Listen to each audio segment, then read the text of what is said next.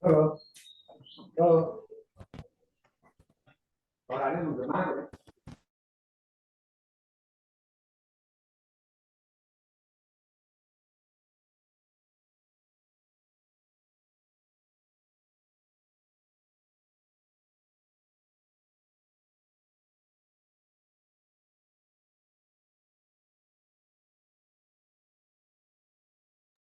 Ya, ya benar suaranya sudah bisa bagus.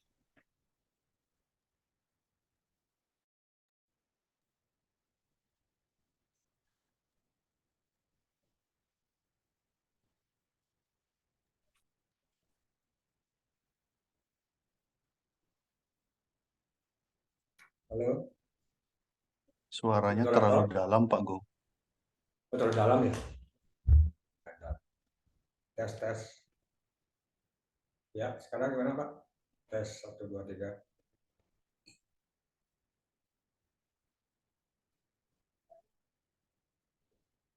Tes tes 1 2 3. Sudah. Baik, ini kira-kira pesertanya dari mana aja?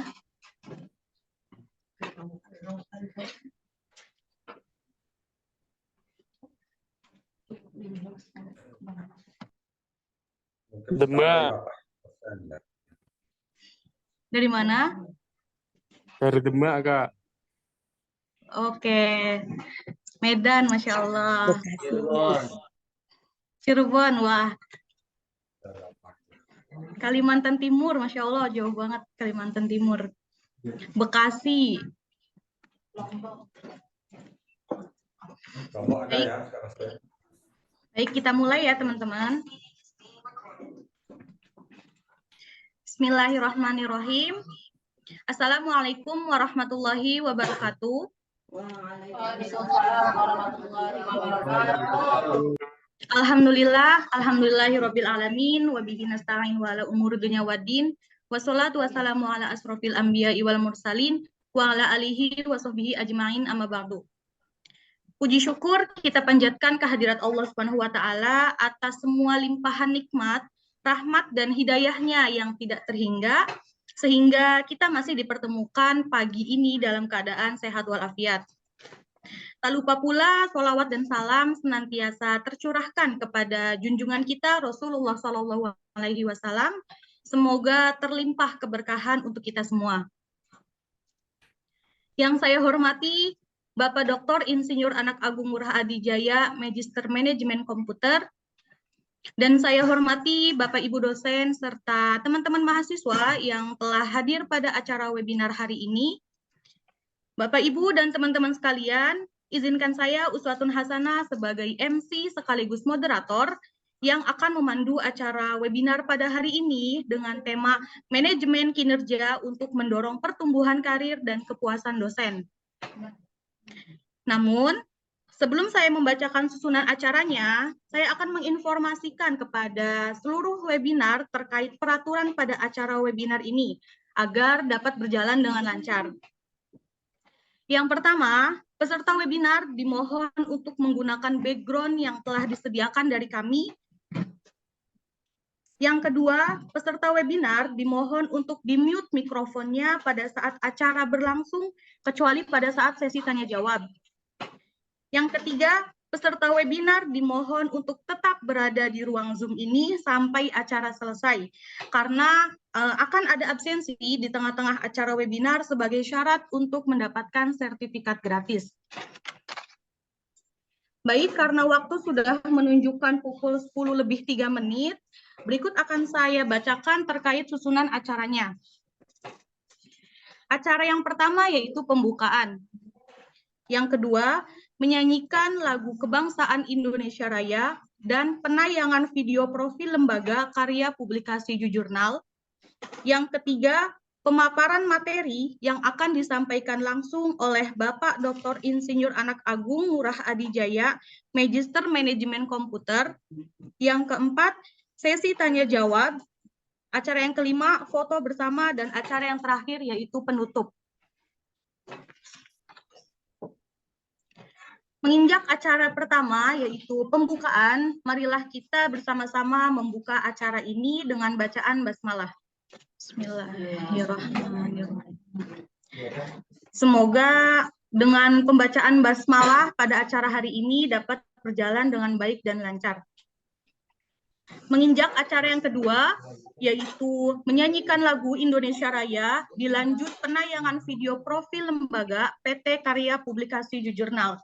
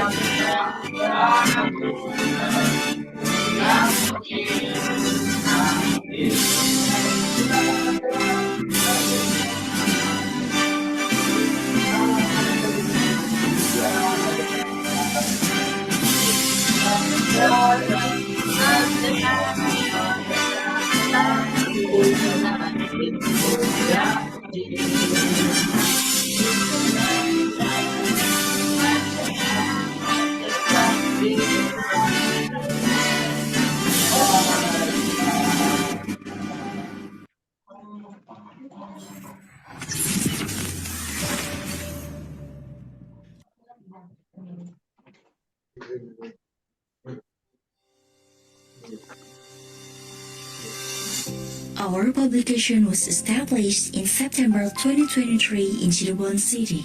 This publication was born to help lecturers, students, and researchers to publish work in reputable scientific journals. Full publishing and assistance services, collaboration for the purpose of facilitating and ensuring an easy and enjoyable publication process. Mission: to become a leading research and publication institution in the world that encourages the development of science, technology, and art to achieve sustainable progress that is equitable for all. Mission: providing publication solutions with the latest technology to increase the efficiency and effectiveness of self-development and accreditation processes. Encourage interdisciplinary research that is collaborative and solution-oriented to overcome complex problems, both individual and group, and have a positive impact. Support the development of skills and increase the capacity of human resources by providing professional training that is relevant to the current needs of industry and society for the future. Establish strategic partnerships with educational institutions, governments, organizations, associations, and the private sector to create synergies and expand positive impacts. Why Jujurnal Publisher? We are an official legal entity registered with the Ministry of Law and Human Rights, BRIN, and the Directorate General of Ministry of Education and Culture of the Republic of Indonesia, number 204 in KPT 2022. Professional. The professional team editors, reviewers, and admins gives you a different experience. Maximum service fitness and sexuality. Services we provide: journal publications, assistance in article production, IPR certificate, book publications, installation and indexing of journals.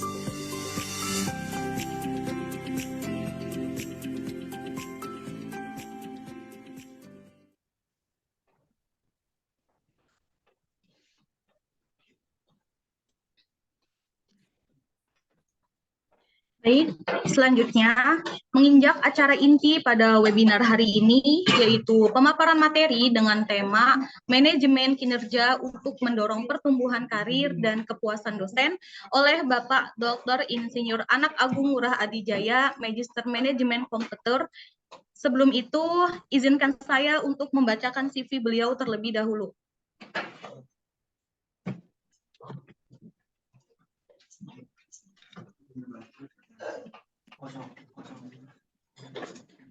Baik, pemateri kita pada hari ini yaitu Bapak Dr. Insinyur Anak Agung Ngurah Adijaya, Magister Manajemen Komputer, dengan jenjang pendidikan S1 jurusan Hama dan Penyakit Tanaman di UNUD Denpasar, Bali, tahun 1981 sampai 1986. Melanjutkan pendidikannya S2 dengan jurusan Manajemen Informatika di IPNI Jakarta pada tahun 2007 sampai 2009. Melanjutkan pendidikan S3 dengan jurusan Manajemen Pendidikan Pasca Sarjana Undiska pada tahun 2018 sampai 2023. Beliau juga mengikuti pendidikan non-formal pada tahun 2009 di Lembaga Departemen Pendidikan Nasional dengan keterampilan kewirausahaannya. Pada tahun 2014, di Lembaga Pendidikan dan Kebudayaan dengan keterampilan akselerasi kerjasama luar negeri bidang pendidikan dan kebudayaan. Pada tahun 2017, di lembaga yang sama, beliau juga terampil dalam peningkatan kompetensi pengelola LKP. Beliau juga memiliki pengalaman kerja sebagai staf marketing di STMIK Stikom Bali pada tahun 2006 sampai 2007, sebagai direktur marketing di LPBA Denpasar pada tahun 2007 sampai 2008, sebagai direktur di LKP Bali Asia pada tahun 2009 sampai dengan sekarang, dan sebagai direktur Politeknik Ganesha Guru pada tahun 2013 sampai sekarang. Selain itu, beliau juga menguasai bahasa Indonesia dengan sangat baik, bahasa Inggris, bahasa Jepang, dan bahasa Bali dengan cukup baik. Baik, tanpa berlama-lama lagi, kepada Bapak Doktor, tempat dan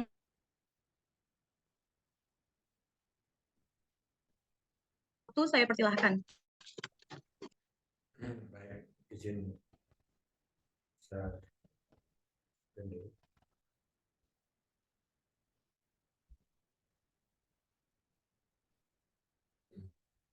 Mohon informasi apakah sudah kelihatan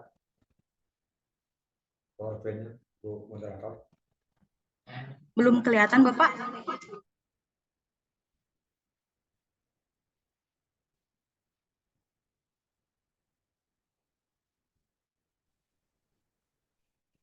Sudah, Bu?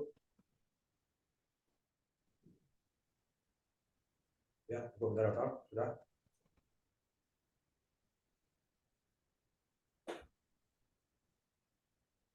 Halo, Bu Moderator, sudah kelihatan?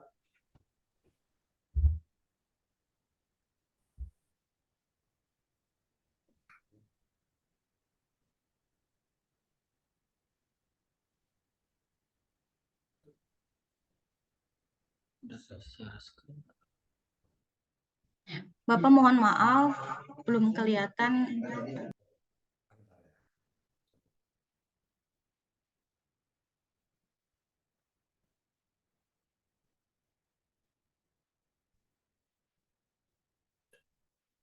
Gimana, Bu? Sudah, Bapak, sudah kelihatan. Sudah ya? Baik, bisa dimulai ya. Untuk suara, apakah sudah cukup jelas?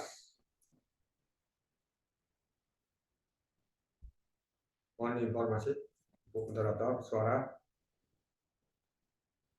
Maaf Bapak, suaranya masih jauh. Jauh ya. Ya, tes 1 2 3. 1 2 3 tes. Sudah, Ibu. Ya, cukup Bapak, siap. Cukup ya. Baik. Pertama-tama, marilah kita panjatkan puji dan syukur kehadapan Tuhan Yang Maha Esa, karena berkat ridhonya, rahmatnya, kita semua bisa berkumpul pada hari ini melalui Zoom meeting pada acara webinar nasional pada hari ini, Sabtu 25 Mei 2024, dengan tema manajemen kinerja yang mendorong pertumbuhan karir dan kepuasan dosen. Izinkan saya mengucapkan salam Om Swastiastu. Assalamualaikum warahmatullahi wabarakatuh. Salam, nama budaya, salam sejahtera untuk kita semua. Rahayu, rahayu, rahayu. Baik, Bapak Ibu dosen yang hadir pada pagi hari ini, yang mana sudah dijelaskan tadi sama moderator, perkenalan dari pembawa materi, yaitu saya sendiri, Anak Agung Ngurah Adijaya, yang mana di sini nanti sebenarnya ya yang tepat membawa materi ini adalah yang memiliki karir dosen yang tertinggi, yaitu profesor ya. Tapi saya memberanikan diri karena saya sendiri hanya baru S3 doktor, sehingga nanti pada acara nanti berarti di sini saya bukan seorang yang super ya dalam hal ini, tapi nanti kita berbagi pengalaman, dan diharapkan juga siapa tahu nanti yang Bapak Ibu dosen yang lebih senior, kami minta saran dan saran-sarannya nanti. Baik, kita mulai saja.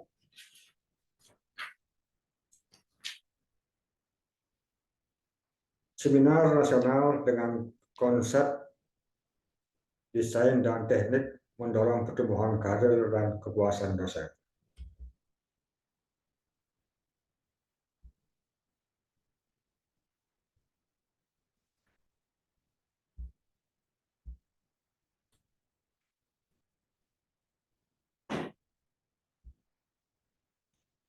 Nah, pertama kita lihat kerangka kerja manajemen strategis peningkatan mutu dosen. Di sini saya sudah buat framework kerangka kerja manajemen strategis. Itu ada 3 poin, Bapak Ibu dosen. Yang pertama adalah formulasi, yang kedua implementasi, dan yang ketiga adalah evaluasi.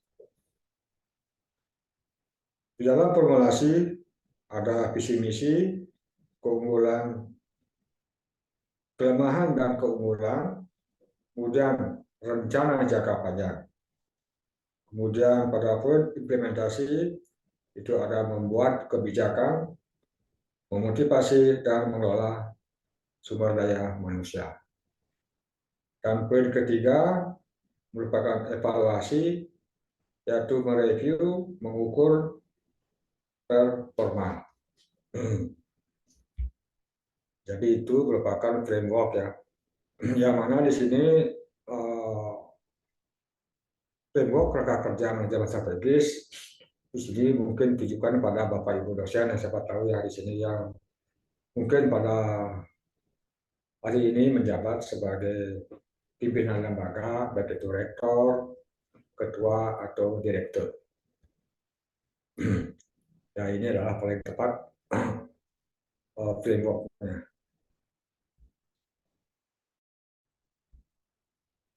Nah, pertama marilah kita buka formulasi. Jadi poin yang pertama, yang mana pada formulasi ini, di sini yang pertama kita harus menetapkan visi dan misi, mengidentifikasi peluang dan tantangan yang dihadapi organisasi, dalam ini adalah kampus ya, perguruan tinggi, dari sudut pandang eksternal. Nah, kalau kita bicara visi dan misi perguruan tinggi di sini, tentu saja dari sudut eksternal adalah untuk membawa lembaga dalam posisi akreditasi unggul. Ya, jadi semua pengelola lembaga mengharapkan bahwa lembaganya bisa mencapai akreditasi unggul dalam memimpin lembaganya, itu ya dari segi eksternalnya. Kemudian yang kedua adalah menetapkan apa kelemahan dan keunggulan yang dimiliki organisasi, dalam ini hal ini adalah kampus ya, dari sudut pandang internal, berarti dari dalam diri kampus yang Bapak Ibu kelola. Saya umpamakan misal ya, dari sudut kelemahan dari lembaga Bapak Ibu yang pimpin, misalnya akreditasi institusi dan prodi dari BAN PT kan biasanya C ya, yang paling kecil yang rendah, atau dari LAM PT adalah baik. Itu salah satu kelemahan. Kemudian kelemahan yang kedua kita lihat dari SDM, dosen. Umpamanya S3 dari seluruh dosen yang ada di lembaga Bapak Ibu dosen, S3-nya baru mencapai 10%. Kemudian dosen yang berstatus S2 baru 80%. Dari 80% dosen S2, hanya 60% baru memiliki jabatan fungsional dosen sebagai asisten ahli. Kemudian baru 20% memiliki jabatan lektor, dan 20% lagi tidak ada atau belum memiliki jabatan fungsional. Nah, itu misal kelemahan ya.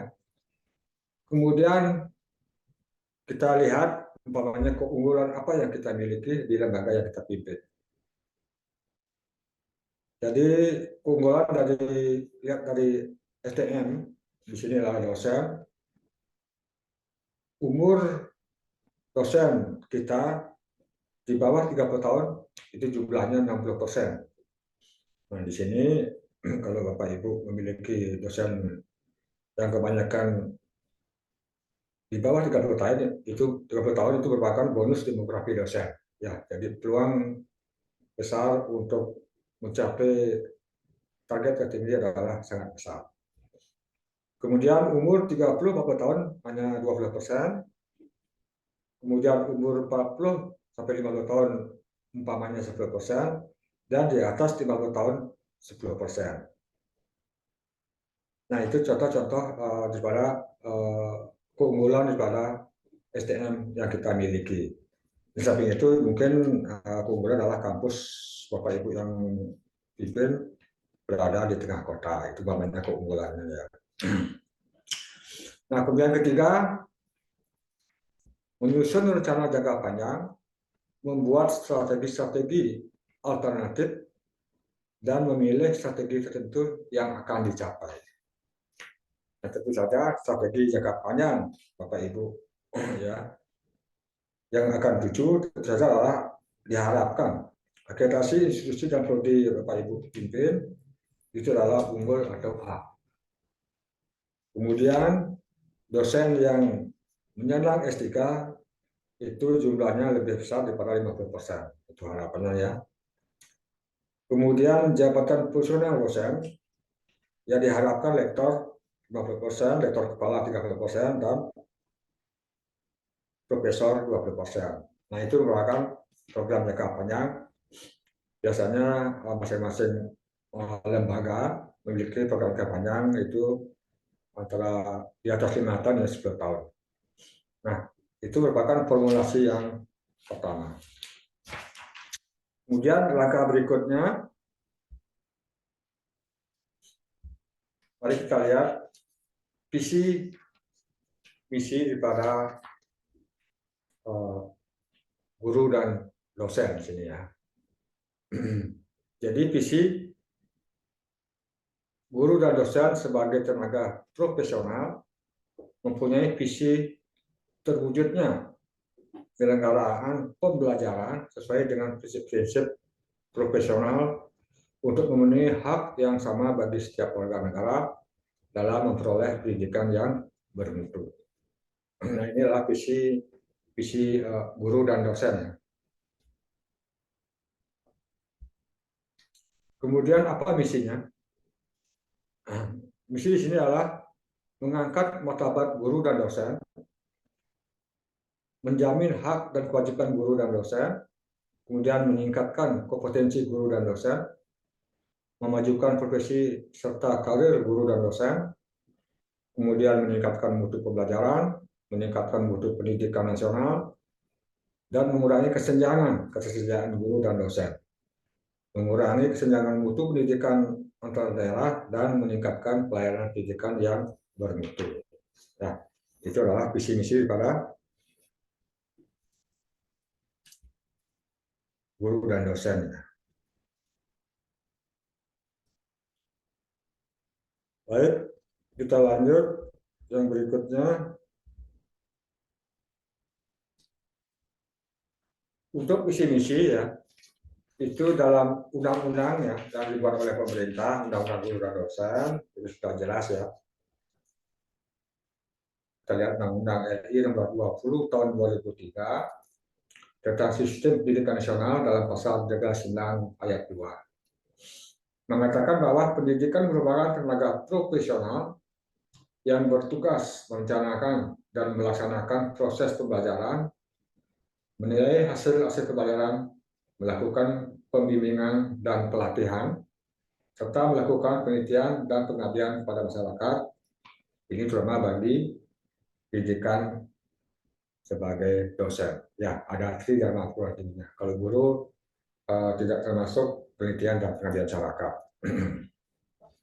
Kemudian kita lihat Undang-Undang Republik Indonesia Nomor 14 Tahun 2005 tentang guru dan dosen pasal 1.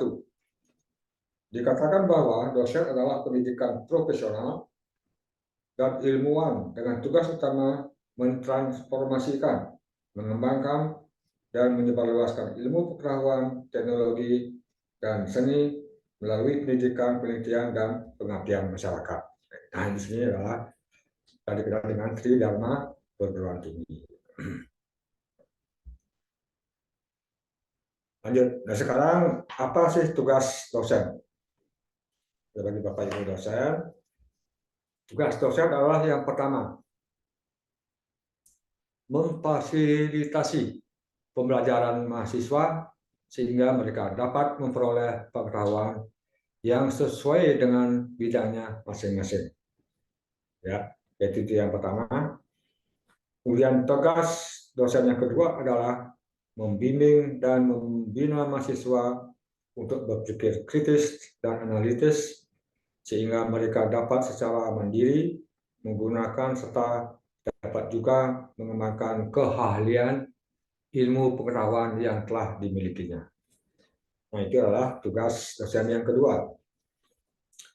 Kemudian tugas dosen yang ketiga adalah menggunakan konsep teori dan metodologi dalam bidang yang ditekuni, sekaligus juga mampu menciptakan sejumlah konsep teori dan metodologi yang secara operasional dalam konteks kegiatan ilmiahnya. Ya. Dan tugas dosen yang keempat, di sini biasanya kendala dosen yang kebanyakan di yang keempat ya, melakukan penelitian yang hasilnya dapat dipublikasikan melalui diskusi, seminar, peer group, seminar, jurnal ilmiah, atau kegiatan pameran dalam bidang iptek, kebudayaan, dan atau kesenian. Nah, pada poin 4 ini, ya kebetulan di sini ada rekanan ya, di jurnal publisher ya dari panitia. Jadi Bapak Ibu dosen yang kesulitan untuk mengupload kemana jurnal atau penelitian, buku-buku yang saya tulis, yang saya buat, bingung menguploadnya di mana. Nah, di sini sudah ada rekanan ya, salah satu adalah publisher di jurnal ya, moderator ya. Jadi diharapkan semua Bapak Ibu yang ada di sini yang belum bergabung dalam grup di jurnal webinar, grup di jurnal publisher ya, silakan nanti hubungi moderator. Karena Bapak Ibu dosen akan dibantu untuk mempublikasikan penelitian Bapak Ibu dosen, baik itu penelitian ilmiah maupun penulisan buku, haki, paten dan sebagainya. Ya, jadi itu ya Bapak Ibu tugas dosen biasanya jadi poin keempat kendalanya yang sering dihadapi Bapak Ibu dosen. Baik, selanjutnya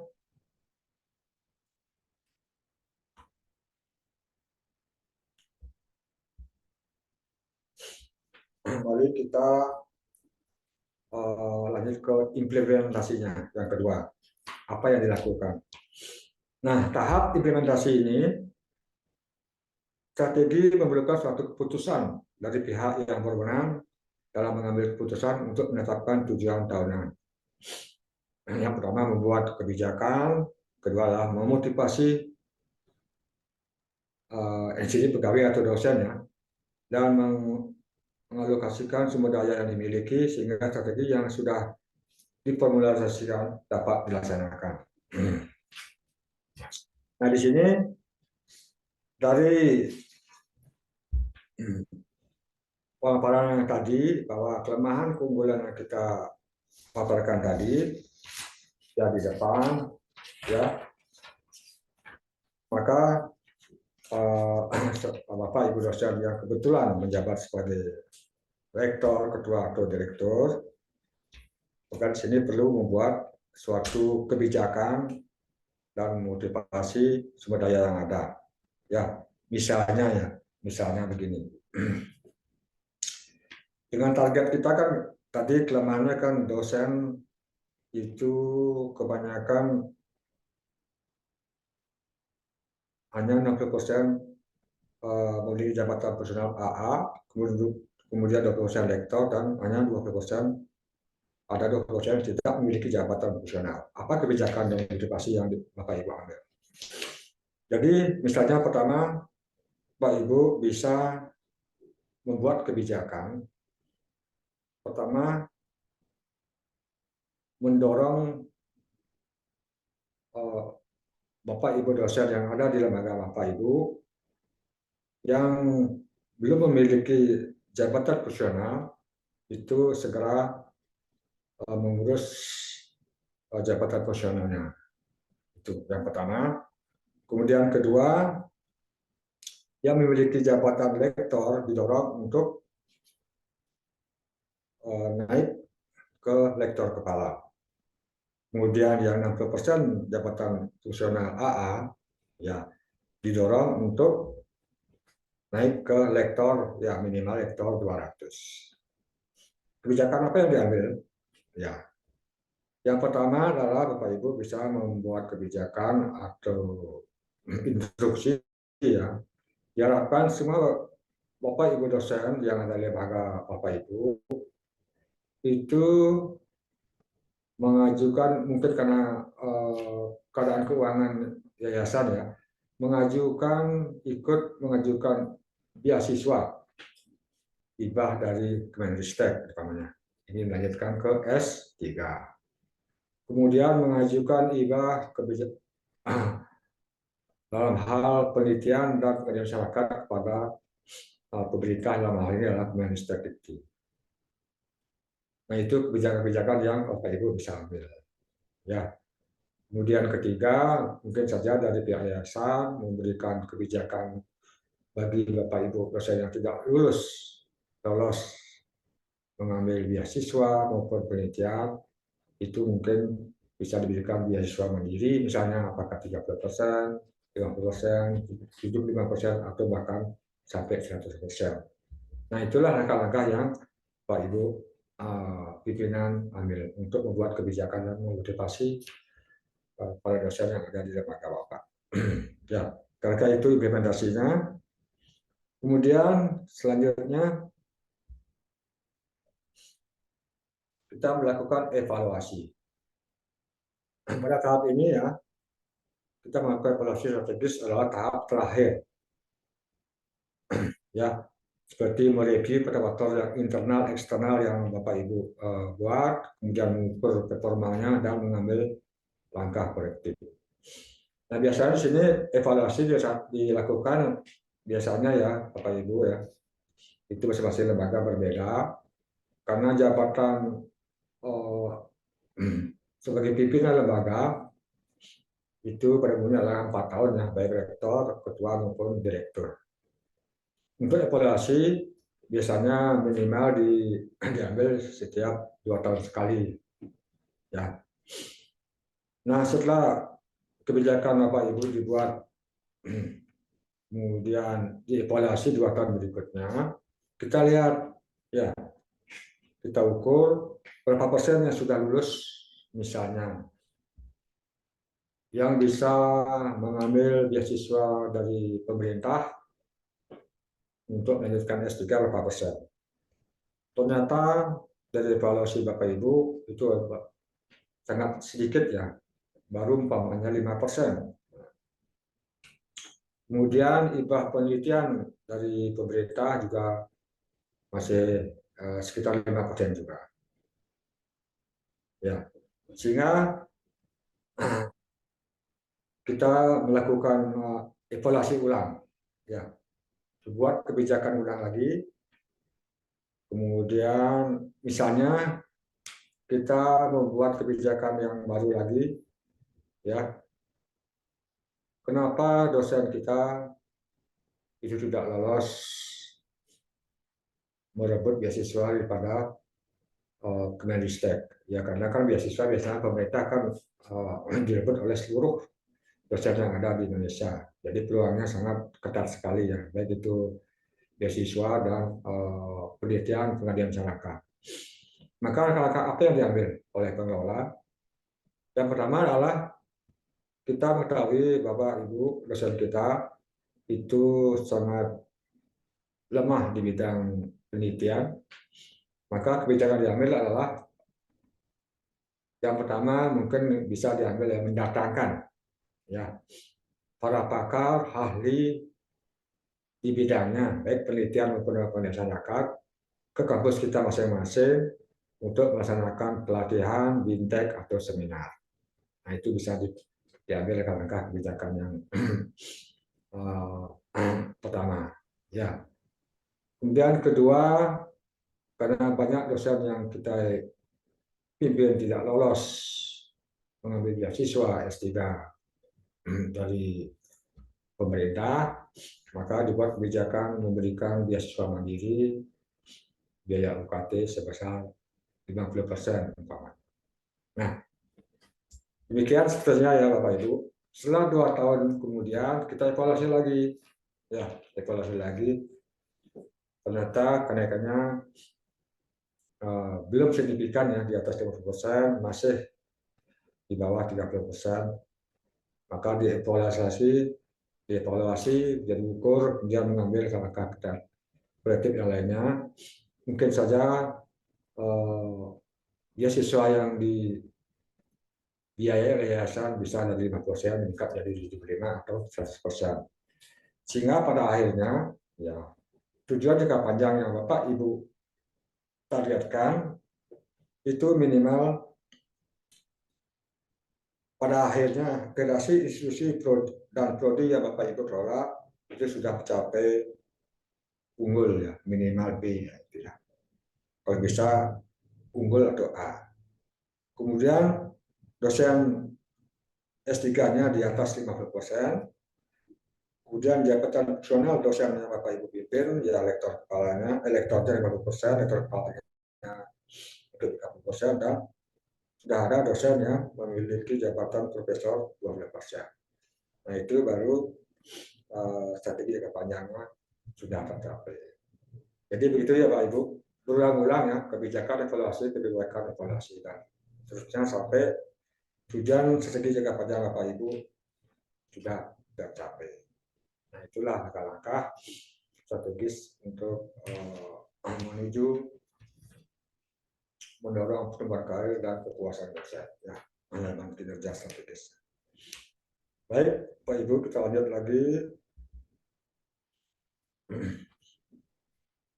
Coba kita lihat bagaimana analisa strategis peningkatan mutu dosen di perguruan tinggi dalam ini ya, karena Bapak perguruan tinggi swasta ya, Bapak kasih judul perguruan tinggi swasta, ya. Jadi tahapan formulasi strategis peningkatan mutu dosen di perguruan tinggi dimulai dari penetapan visi dan misi dosen. Ya, jadi kalau penetapan visi misi dosen sudah jelas ya. Di Bapak uraikan di atas, melakukan tridharma perguruan tinggi. Kemudian kedua, identifikasi peluang dan ancaman. Nah di sini yang maksud dengan peluang adalah mungkin Bapak Ibu dosen yang baru umur di bawah 30 tahun, itu peluangnya sangat besar ya untuk meningkatkan karir. Jadi segera melanjutkan ke S3, sehingga nanti diharapkan umur 35 sudah doktor ataupun bisa mencapai jabatan profesor. Jadi peluang Bapak Ibu dosen itu sangat besar bagi yang berumur di bawah. Kemudian identifikasi ancaman. Nah biasanya Bapak Ibu mungkin 4 tahun sebelumnya ya Pak Ibu yang bergelar S2 duduk jabatan sebagai mungkin pimpinan lembaga ya, apakah itu rektor, ketua atau direktur. Kemudian setelah 4 tahun kan statuta kan dirubah ya, direvisi oleh yayasan, maka dibuatlah jabatan yang boleh menjabat sebagai pimpinan lembaga, baik itu rektor, ketua, dan direktur, dan dulunya S2 sekarang harus sudah berstatus S3 doktor, dan jabatan fungsional adalah minimal lektor. Sehingga ancaman bagi yang masih S2 menduduki jabatan pimpinan lembaga berarti akan digeser dengan yang lainnya. Ya, itulah ancamannya. Kemudian ketiga adalah menetapkan kelemahan dan kekuatan. Jadi kelemahan di sini adalah mungkin Bapak Ibu dosen ya yang ada di lembaga Bapak Ibu, kelemahannya adalah di bidang biasanya ya para dosen itu di penelitian dan pengabdian masyarakat ya, haki, paten dan lain sebagainya.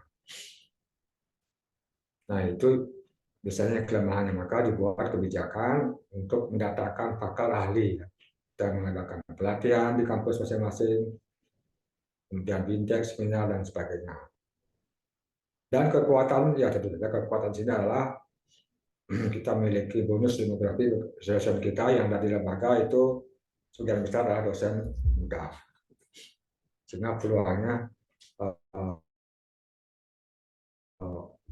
cukup besar untuk meningkatkan karirnya. Kemudian keempat, penyusunan rencana jangka panjang, ya seperti tadi ya, rencana jangka panjang ya, apakah kebijakan, evaluasi. Kemudian tadi adalah membuat alternatif strategis dan pemilihan strategi. Ya, jadi itu ya seperti di awal, jadi buat kebijakan, kemudian evaluasi, itu dilakukan secara berkala. Dari umpama dari kebijakan yayasan siswa dari 6% ketika 72%, kalau memungkinkan menjadi 100%, sehingga semua dosen yang kita ada di lembaga kita itu bisa semuanya melanjutkan S3. Ya, itu merupakan analisa strategis peningkatan mutu dosen. Baik, kita lanjut.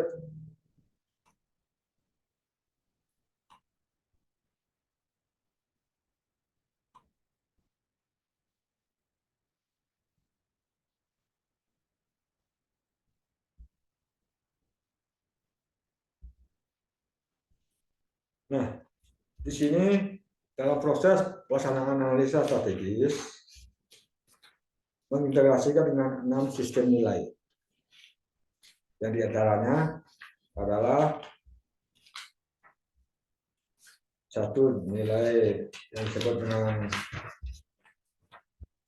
nilai teologis. Ya, apa itu nilai teologis? Di sini tercermin antara lain dalam ketuhanan Yang Maha Esa, seperti rukun iman, rukun Islam, ibadah, tauhid, istighfar, doa, ikhlas, tobat, istiqomah, dan lain sebagainya. Yaitu merupakan nilai teologis. Kemudian kedua, nilai etis hukum. Apa itu nilai etis hukum?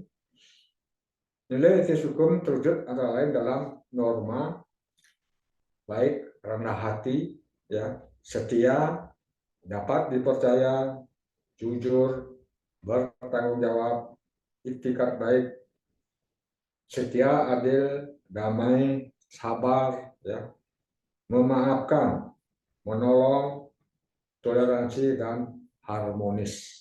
Nah, itu termasuk dalam nilai etis hukum. Kemudian yang ketiga adalah nilai estetik. Ya, estetik ini ya terwujud antara lain dalam bagus, bersih, ya, indah, cantik, manis, menarik, serasi, romantik, dan cinta kasih. Nah, di sini diharapkan Bapak Ibu dosen itu wajib berpakaian rapi, bersih, ya. Itu nilai estetik. Kemudian keempat, nilai logi rasional. Nah, apa itu nilai logi rasional? Terwujud dalam logika antara fakta dan kesimpulan. Tepat, sesuai, jelas, nyata, identitas atau ciri, mutu, dan keadaan. Nah, itu termasuk dalam nilai logi rasional. Kemudian kita lihat yang kelima adalah nilai fisiologi.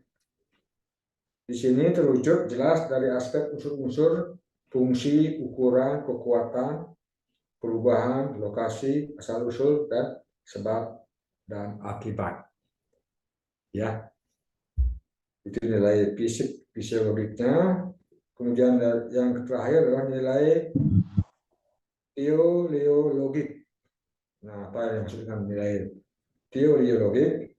Di sini terwujud dalam berguna dan bermanfaat yang sesuai dengan fungsi, berkembang, teratur, integratif, produktif, kemudian efektif, efisien, akuntabel, dan inovatif. Nah, itulah ya 6 nilai yang harus diperhatikan oleh Bapak Ibu dosen.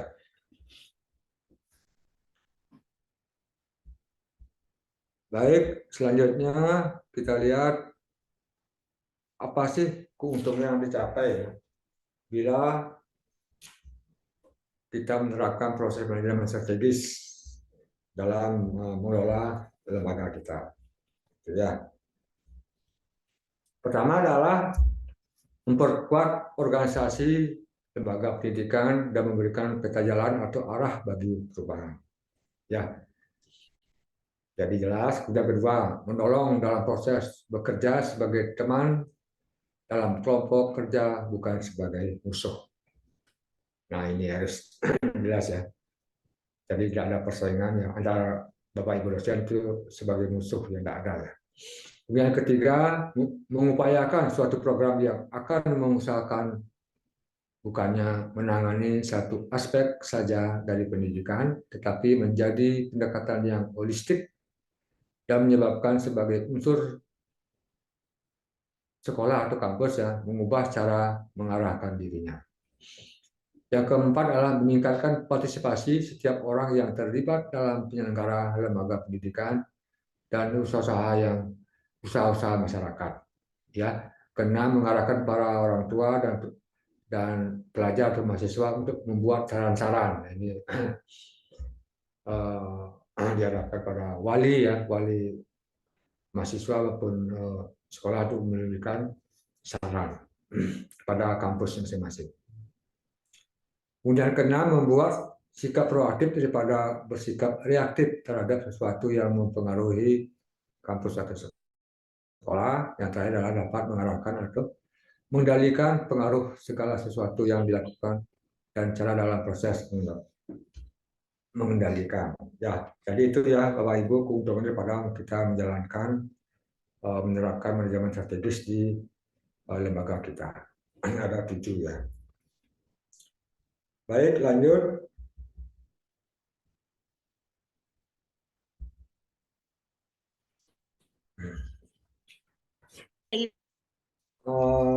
Poin 3 adalah evaluasi ya. Evaluasi strategi meningkatkan mutu dosen di perguruan tinggi swasta ya. Dianggap di swasta yang dipengaruhi oleh faktor eksternal dan faktor internal. Misalnya seperti berikut ya. Yang pertama ya, Bapak Ibu, faktor yang mempengaruhi peningkatan mutu dosen pada saat evaluasi adalah tantangan globalisasi. Dalam tantangan globalisasi ini ya, Bapak Ibu, sejalan dengan kemajuan dan ilmu pengetahuan ya, dan teknologi, telah menjadi dunia ini banyak mengalami perubahan berbagai aspek kehidupannya. Jadi setiap individu dalam berkarya tidak hanya tutup untuk mampu berkiprah dan berkompetisi sebatas lokal dan nasional, tetapi diharapkan mampu berkiprah di tingkat internasional. Ya, jadi itu Bapak Ibu ya. Jadi harus kita mampu berkompetisi bukan saja dari tingkat nasional, harus tingkat internasional. Itu tantangan globalisasi. Kemudian kedua, menguasai bahasa asing. Ya ini Bapak Ibu ya. Biasanya ya kendala Bapak Ibu dosen itu biasanya sebagian besar penguasaan bahasa asingnya kurang. Ya. Nah, maka di sini diperlukan suatu kebijakan yang diambil oleh pimpinan lembaga. Bisa saja Bapak Ibu mengambil kebijakan untuk memberikan pelatihan ya, mendatangkan para pakar untuk memberikan pelatihan pada para dosen yang Bapak Ibu pimpin tentang bahasa asing. Kenapa demikian? Karena bahasa asing ini sangat dibutuhkan dalam pergaulan. Dan misalnya lembaga Bapak Ibu bersama dengan perguruan tinggi luar negeri. Berarti perlu edukasi bahasa asing, minimal bahasa Inggris ya. Kalau dengan Jepang ya bahasa Jepang gitu ya. Dan seterusnya. Kemudian dalam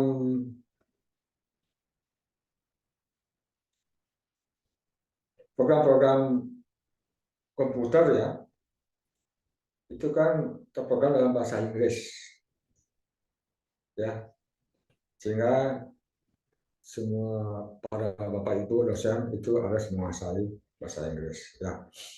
Jadi itu sangat penting ya, penguasaan bahasa asing itu minimal bahasa Inggris, sehingga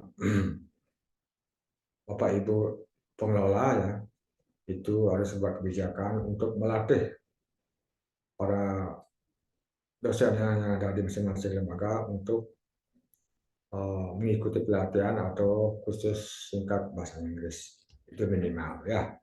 Kemudian faktor kedua adalah faktor keluarga.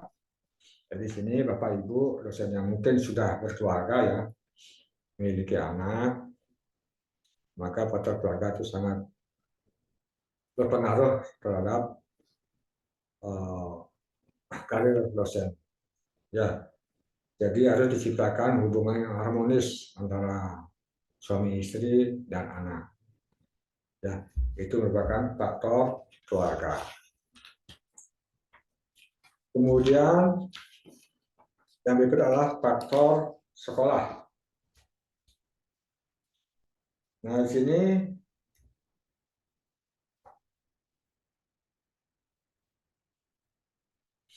yang dimaksud dengan faktor sekolah sini adalah seperti bahan ajar, kurikulum Bapak Ibu, dan kemampuan dosen. Dukungan administrasi, sarana prasarana yang ada di lingkungan kampus.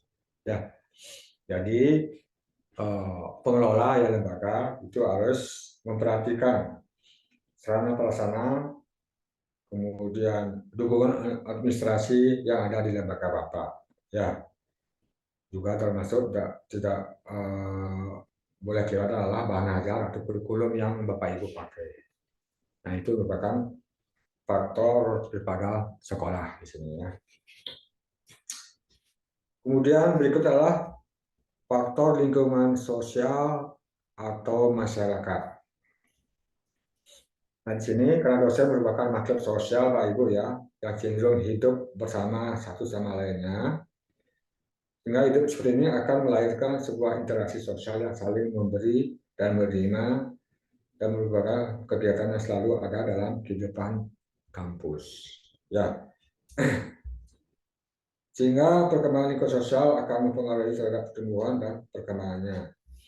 Di sini para dosen dalam masyarakat dapat dipengaruhi beberapa hal seperti kegiatan siswa atau mahasiswa dalam masyarakat. Ya, seperti yang Bapak Ibu lakukan di kampus masing-masing, kegiatan mahasiswa dalam masyarakat itu sesuai dengan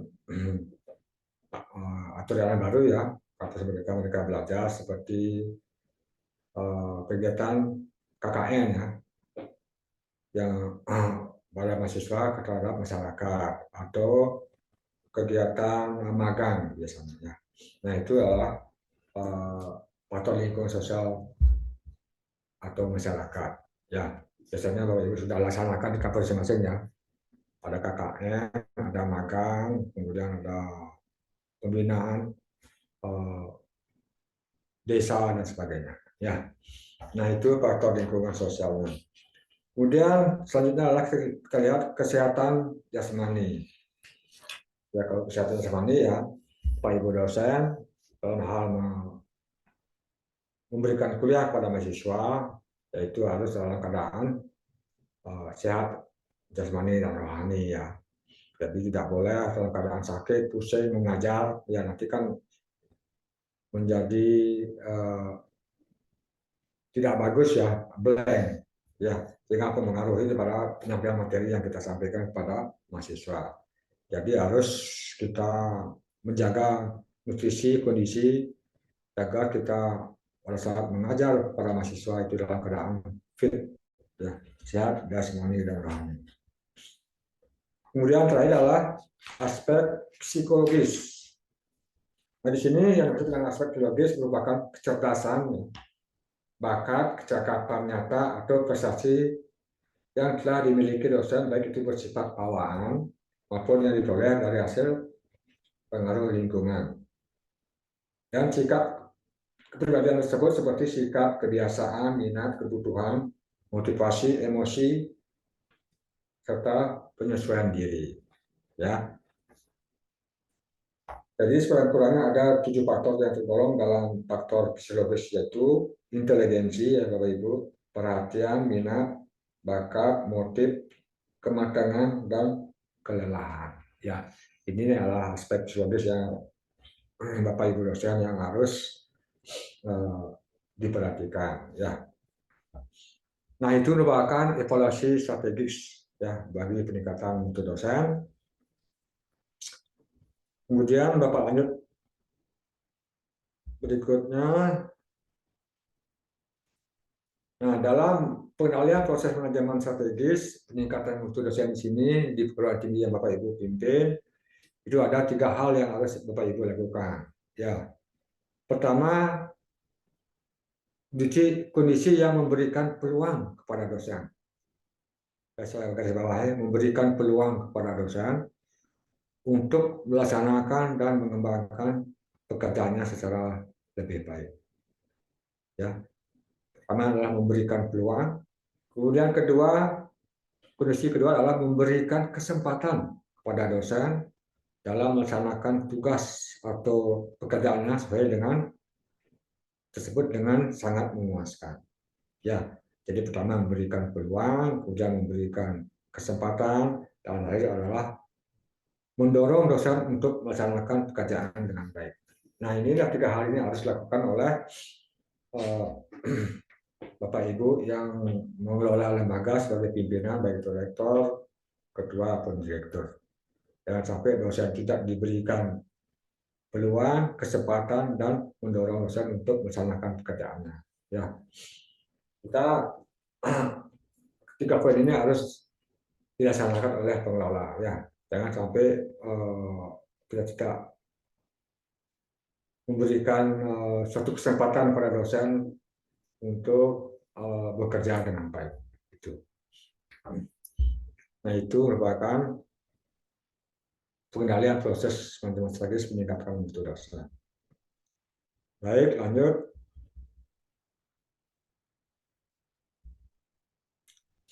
Nah, di sini sekarang materi kedua adalah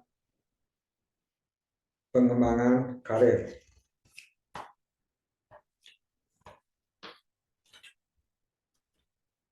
Ya, jadi pengembangan karir di sini ya, Bapak Ibu sebagai dosen pasti pengembangan karir yang dicita-citakan ya, itu harus menjadi guru besar, ya kan? Jadi semua Bapak Ibu dosen yang hadir di sini semua ingin bercita-cita pengembangan karir nanti ke depannya ingin menjadi seorang guru besar, itu pasti ya. Atas apa yang kita lakukan. Ya. Jadi pertama yang Bapak Ibu lakukan adalah mengikuti sertifikasi pendidikan yang disebut dengan CERDOS. Ya. Mungkin ada Bapak Ibu yang hadir dalam webinar ini belum memiliki sertifikasi pendidikan atau CERDOS. Ya. Jadi dipersilakan untuk segera mendaftar atau mengikuti CERDOS masing-masing lembaga Bapak Ibu. Ya, karena ini sangat penting ya untuk meningkatkan karir Bapak Ibu ke jenjang yang lebih tinggi. Ya, di sini kalau kita memiliki CERDOS harus mengajukan ya memiliki NIDN. Ya, jadi NIDN ini bisa diajukan di lembaga kampus yang Bapak Ibu ngajar. Ya, jadi tidak sulit ya. NIDN itu sekarang sangat cepat asal persyaratannya sudah memenuhi. Nah, kemudian yang kedua, setelah Bapak Ibu memiliki CERDOS, maka jabatan profesional biasanya sudah internasional ya, minimal AA ya, asisten ahli. Nah, untuk meningkatkan status jabatan profesional dari AA menjadi lektor atau lektor kepala, yang minimal di Bapak Ibu harus melanjutkan studi lanjut ke S3. Ya, jadi silakan apakah nanti S3-nya bisa mengambil hibah dari beasiswa dari pemerintah, kemudian atau kalau tidak lolos ya mohon ya beasiswa dari yayasan itu pokoknya ya. Jadi itu jenjang yang kedua. Mau tidak mau kalau suka ya sebagai dosen harus studi lanjut ke S3. Nah, kemudian langkah ketiga adalah pengembangan kompetensi profesional. Jadi di sini pengembangan kompetensi profesional di sini yang dimaksud adalah dosen aktif mengikuti pelatihan dengan baik. Baik itu pelatihan yang diberikan oleh pihak kampus maupun yang diberikan oleh pemerintah. Ya, biasanya pemerintah ada ini ya, sering ya dari kementerian itu ada BIMTEK, seminar dan sebagainya. Ya, itu harus dosen jangan malas mengikuti, ya harus aktif. Gitu. Kemudian beberapa kompetensi yang wajib dimiliki dosen antara lain seperti kompetensi pedagogik, ya, kompetensi kepribadian, kompetensi sosial, dan juga kompetensi profesional. Karena itu dosen diwajibkan harus aktif dalam belajar. Ya, nah itu dalam pengembangan kompetensi profesional. Kemudian langkah berikutnya yang keempat adalah kenaikan jabatan akademik. Nah, di sini ya. Jadi dapat kenaikan jabatan akademik di sini dari AA jadi lektor 200 atau lektor 300, kemudian lektor kepala, dan terakhir adalah jabatan profesor. Nah, di sini dalam kenaikan jabatan akademik, Bapak Ibu dosen itu harus melakukan kegiatan perguruan tinggi, ya, seperti penelitian dan pengabdian masyarakat. Ya, nah di sini mau tidak mau Bapak Ibu harus rajin meneliti dan menulis. Ya, apakah menulis buku, penelitian. Nah di sini kebetulan dalam acara ini ya sudah ada rekanan ya di jurnal, ya Ibu yang sudah ada di jurnal publisher, ya maka diharapkan Bapak Ibu dosen yang hadir pada acara ini silakan bergabung. Nanti akan dibantu untuk difasilitasi penelitian Bapak Ibu, buku-buku Ibu yang ditulis diterbitkan, ya baik dalam jurnal nasional maupun internasional. Sehingga kenaikan jabatan akademik Bapak Ibu dosen itu berjalan sesuai dengan harapan. Ya, jadi itu. Kemudian pengembangan karya ilmiah dan publikasi. Ya, jadi sini pengembangan karya ilmiah ya, dan publikasi. Jadi Bapak Ibu yang masih mungkin kurang apa namanya dalam membuat karya ilmiah, itu bisa mengajukan pada lembaga Bapak Ibu untuk mendaftarkan para pakar ahli dalam membuat karya ilmiah yang bisa dipublikasikan di publikasi internasional seperti Scopus, itu ya. Jadi itu. Kemudian seperti yang Bapak sampaikan tadi, bila penelitian Bapak Ibu dan buku-buku yang Ibu tulis itu bingung mencari rekanan ya untuk mempublikasikan, ini sudah ada rekanan yang Bapak Ibu ya dalam webinar ini, silakan hubungi moderator ya. Jadi itu ya materi kedua adalah pengembangan karir dosen, jadi dilakukan segera yang belum saja lakukan sedos, kemudian lanjut ke studi S3, mengembangkan kompetensi profesionalnya, terus silakan mengikuti kenaikan jabatan akademik dengan mengembangkan karya ilmiah dan publikasi. Ya, baik. Selanjutnya materi ketiga adalah ini sesuai dengan permintaan panitia ya, memanfaatkan teknologi untuk meningkatkan efisiensi dan efektivitas pengajaran. Bapak Ibu dosen ya, seperti kita alami kemarin ya, kita pernah mengalami pandemi COVID-19 tahun 2020 ya Bapak Ibu ya, 19, 20, tahun 2020 awal ya, itu sudah melanda Indonesia seluruh dunia, sehingga mau tidak mau ya suka proses pengajaran dilakukan secara digital online ya. Kemudian dalam pelajaran digital online ini kan banyak ditemukan kendala ya Bapak Ibu ya, kendala karena tidak semua anak didik kita menguasai atau memiliki perangkatnya dan mengoperasikan perangkat digital tersebut. Jadi dalam pelajaran itu di pengalaman kemarin pada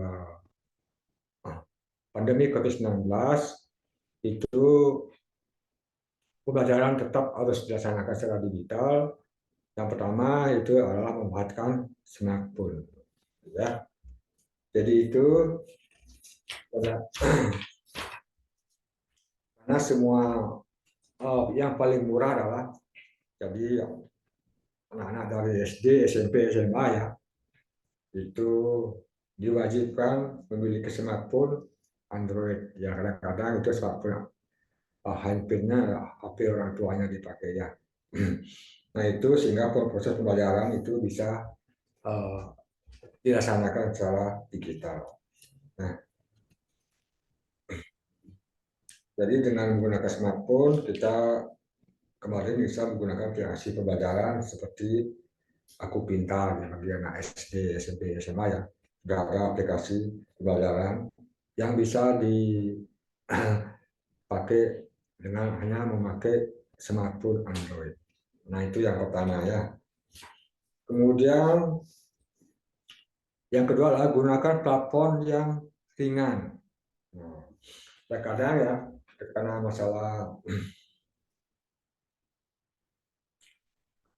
koneksi internet yang lambat itu ya kita membutuhkan platform yang pembelajaran yang tidak selalu memakan bandwidth dan dapat diakses dengan mudah ya.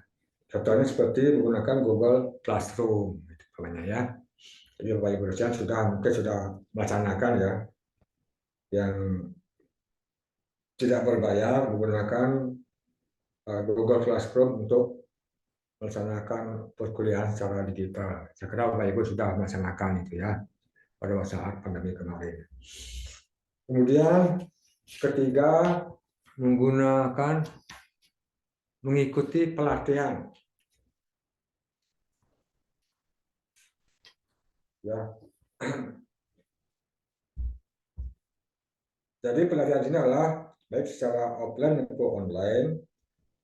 Seperti pembelajaran online gratis seperti video pembelajaran ya di YouTube. Nah, itu saya sering Bapak Ibu ya untuk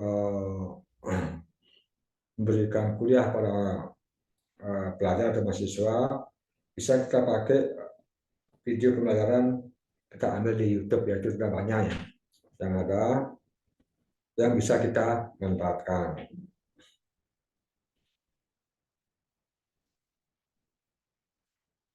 Ya, jadi itu Bapak Ibu ya. Jadi mengikuti pelatihan baik secara offline maupun online untuk memperkaya pembelajarannya. Kemudian langkah ketiga adalah integrasi teknologi dalam materi pembelajaran. Di sini teknologi membantu pengajaran menjadi lebih menarik ya Bapak Ibu. Yang mana kehadiran teknologi dalam mengajar juga dapat memfasilitasi dan meningkatkan pemahaman mahasiswa. Kita dapat menggunakan video dari YouTube untuk menjelaskan umpamanya ya perkalian dan pembagian dengan cara yang menarik dan mudah dimengerti. Ya, misalnya demikian Ibu ya. Jadi silakan Pak Ibu, itu banyak materi yang dari YouTube untuk membantu kita dalam memberikan pelajaran kepada anak didik kita, mahasiswa agar lebih menarik gitu ya. Itu langkah yang keempat. Kemudian langkah yang kelima adalah kolaborasi dengan rekan dosen lainnya. Nah di sini Bapak Ibu ya, terkadang masing-masing dosen kan memiliki kelebihan dan kekurangan. Jadi kita harus berkolaborasi ya, dan dosen yang dengan flip terhadap ilmu ya, dengan menang sendiri sini diharapkan kerjasama yang harmonis masing-masing dosen ya, sehingga pembelajaran digital kita yang kita sampaikan kepada anak didik kita itu bisa lebih sempurna ya. Nah itu kemudian langkah berikutnya adalah memperhatikan kebutuhan mahasiswa. Nah di sini kan kadang-kadang kan kita sebagai dosen kan tidak semua mahasiswa itu mahir menggunakan perangkat komputer ya, dan juga tidak semua mahasiswa memiliki komputer. Maka dalam hal proses pengajaran memberikan kuliah pada anak didik kita itu minimal ya Bapak Ibu dosen harus menyiapkan satu tenaga sebagai asisten dosen ya, yang akan membantu mengoperasikan, memberikan arahan pada para mahasiswa untuk melakukan pembelajaran ya. Jadi itu ya, memperhatikan kebutuhan mahasiswa. Kira-kira itu Bapak Ibu ya, ada 6 langkah ya yang bisa dipakai untuk pembelajaran digital. Baik, bisa dilanjut ya, Ibu moderator. Lagi berapa menit kita ada waktu ini? Masih banyak.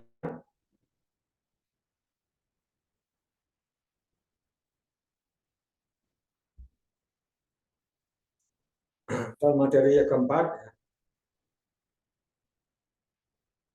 membangun hubungan yang kuat dengan rekan sejawat. Ya.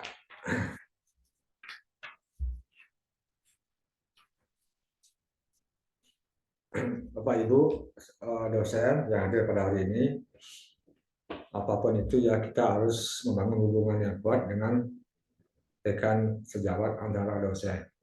Ya. Jadi di sini yang pertama apa yang dilakukan? Kita harus memiliki cara komunikasi dengan bahasa yang sopan dan santun. Ya.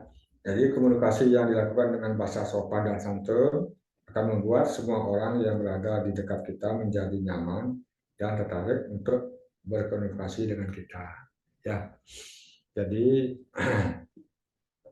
Bapak Ibu dosen, ya mau tidak mau harus kita komunikasi dengan rekan sejawat maupun atasan itu harus sopan dan santun. Ya, itu wajib ya.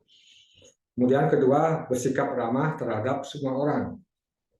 Nah, di sini bersikap ramah dengan semua orang sangat dibutuhkan ya dalam dunia kerja maupun dalam hal itu akan membuat rekan kita ingin berteman dengan kita. Ya.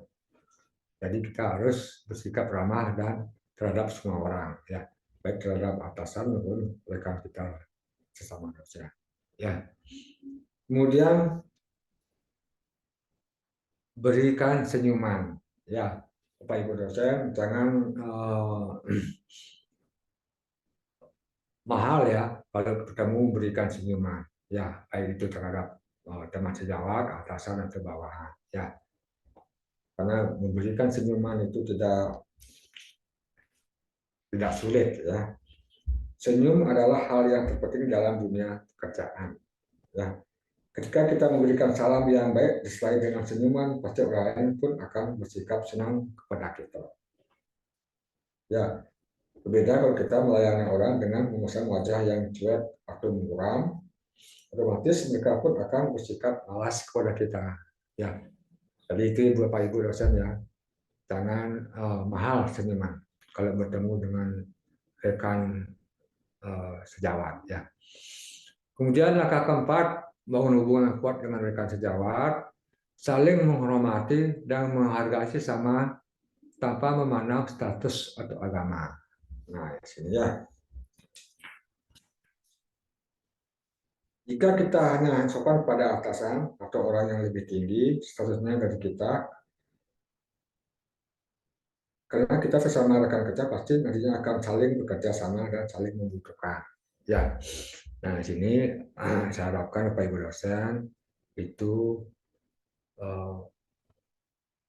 saling menghormati dan menghargai sama tanpa memandang statusnya apakah dia sebagai atasan atau bawahan. Ya. Kemudian langkah kelima adalah berperilaku yang baik dengan semua orang. Jadi jika kita berperilaku dengan baik dengan orang di sekitar kita, kita akan mendapatkan timbal balik yang baik juga dari orang tersebut. Nah, itu ya. Kemudian yang terakhir adalah saling membantu jika ada rekan kerja yang kesulitan. Jadi di sini Bapak Ibu dosen, jika kita mau membantu sesama terlebih dahulu, Suatu saat jika kita mengalami kesulitan, ya, orang tersebut juga akan membantu kita di saat kita sedang dalam kesulitan. Ya, jadi itu ya Bapak Ibu, untuk menjaga hubungan yang kuat dengan rekan sejawat ada 6 langkah yang kita harus laksanakan. Baik, materi yang terakhir, ya, Ibu moderator, kita bisa ada waktu lagi berapa? Mohon info. Masih cukup waktu? Masih Bapak. Masih ya. Ya Bapak Ibu dosen yang hadir pada siang hari ini merupakan materi terakhir ya dari strategi manajemen waktu dan stres berkelanjutan. Nah di sini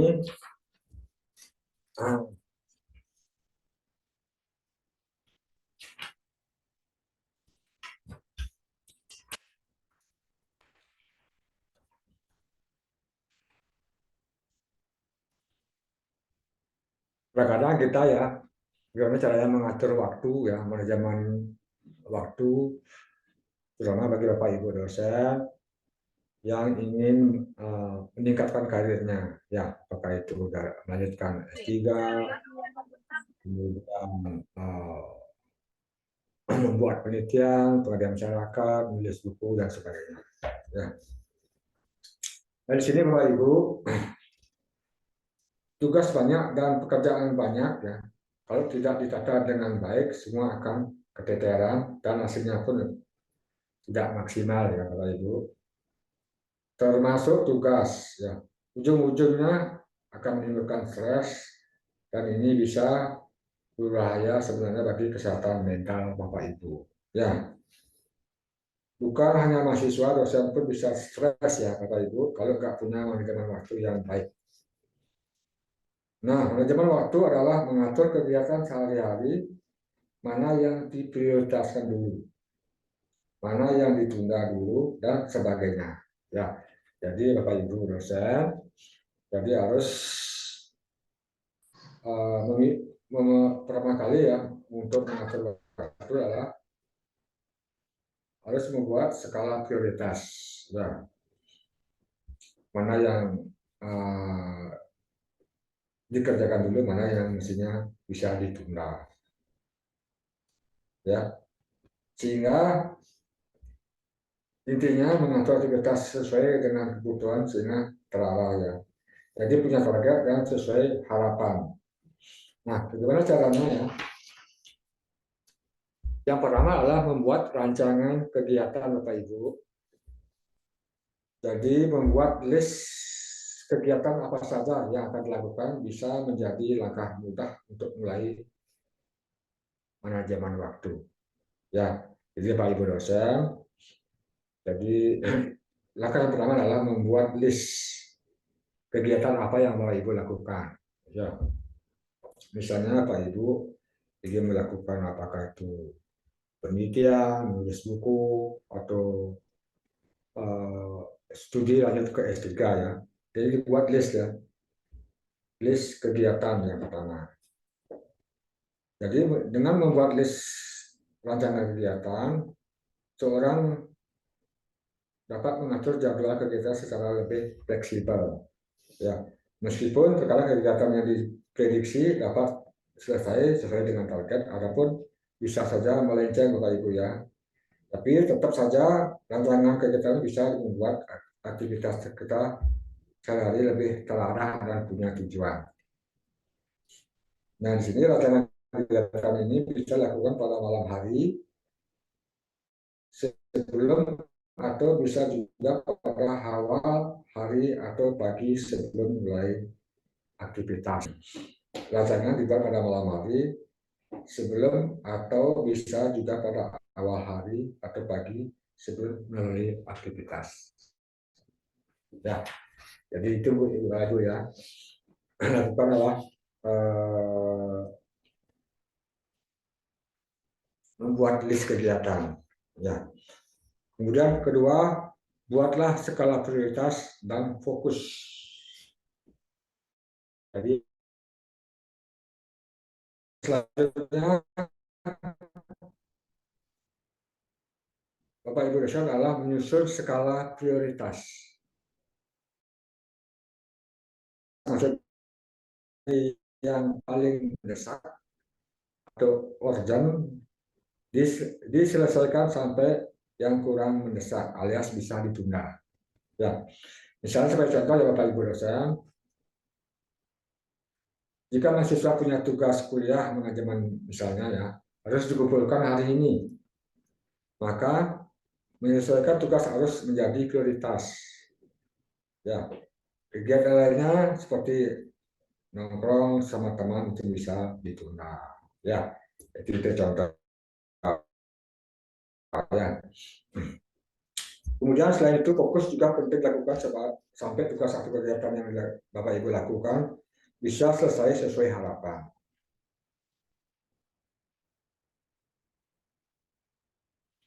Ya, jadi itu Bapak Ibu. Jadi langkah kedua manajemen waktu adalah membuat skala prioritas dan fokus. Nah, langkah terakhir adalah stop menunda pekerjaan. Nah, ini kadang-kadang Bapak Ibu dosen ya, yang sudah berkeluarga, kemudian disibukkan oleh mengajar lagi di kampus, ya biasanya kadang-kadang ya kita sering menunda pekerjaan. Ya, apalagi yang sedang studi S3, itu biasanya yang sering hambatan adalah menyusun tesis atau disertasinya yang terakhir. Ya, walaupun teorinya sudah tuntas, terkadang Bapak Ibu dosen di sini penyakitnya ya. Terkadang kalau membuat disertasi atau tesis disertasi ya S3 ya, itu kadang-kadang saya masih menunggu mood. Nah, itu jangan sampai demikian ya. Jangan mood itu ditunggu, mood itu harus dituntaskan. Ya, kalau menunggu mood ya keburu nanti waktunya terbuang ya, apalagi sudah dapat beasiswa dari pemerintah. Kalau menunggu mood nanti lewat waktu maka biayanya tidak ditanggung lagi oleh pemerintah, jadi biaya sendiri. Ya, jadi mood itu jangan ditunggu. Ini biasanya mood itu harus kita tuntaskan ya. Jadi harus buat rancangan, buat skala prioritas dan sebagainya. Sehingga kita para ibu dosen untuk melanjutkan S3 itu bisa lulus tepat waktu ya. Minimal 3 tahun sudah lulus S3. Jadi itu Bapak Ibu ya, cara manajemen waktu, mengatur waktu agar tidak stres. Ada 3 langkah: membuat rancangan kegiatan, kemudian skala prioritas, dan stop menunda waktu atau pekerjaan. Baik, itu ya materi terakhir Bapak Ibu. Sekian dan terima kasih. Saya kembalikan kepada moderator. Silakan. Baik, terima kasih Bapak. Wah, luar biasa sekali ya teman-teman pemaparan materi pada hari ini yang pastinya akan sangat bermanfaat dan menambah ilmu pengetahuan kita semua. Memasuki sesi selanjutnya, yaitu sesi tanya jawab. Bagi Bapak Ibu dosen atau teman-teman semua yang ingin bertanya terkait materi yang telah disampaikan, dimohon untuk raise hand terlebih dahulu, kemudian akan saya sebutkan namanya, dan teman-teman boleh langsung memaparkan pertanyaannya yang akan dijawab langsung oleh pemateri. Untuk mengefisiensikan waktu, pertanyaan saya batasi hanya untuk 3 pertanyaan saja. Baik, saya buka untuk sesi tanya jawab ini. Bagi yang ingin bertanya, saya persilahkan.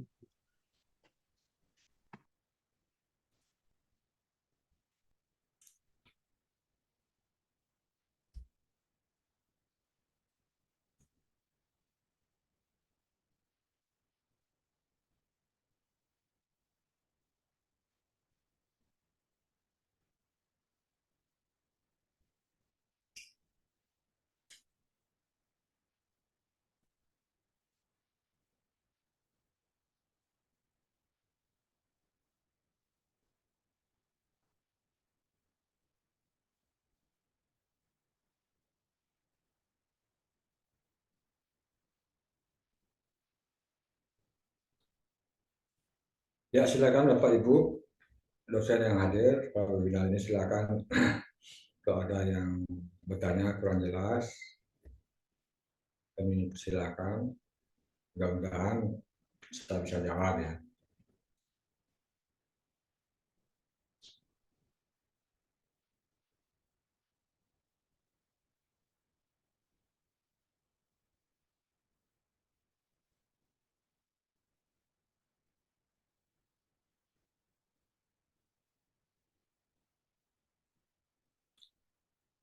Teman-teman barangkali mau bertanya lewat via chat, Zoom bisa ya, tinggal dikirim. Nanti saya bantu. Yang di kondangan itunya Thomas. Gitu. Pinjam yang ungu ya. Ya. Aku mau yang ungu.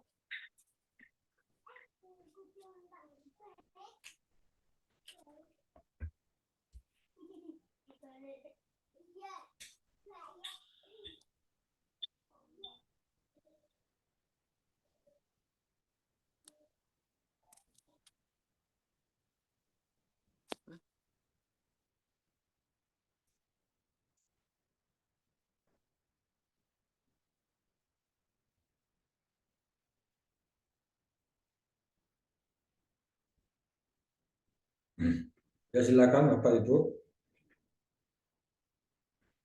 Di chat ada.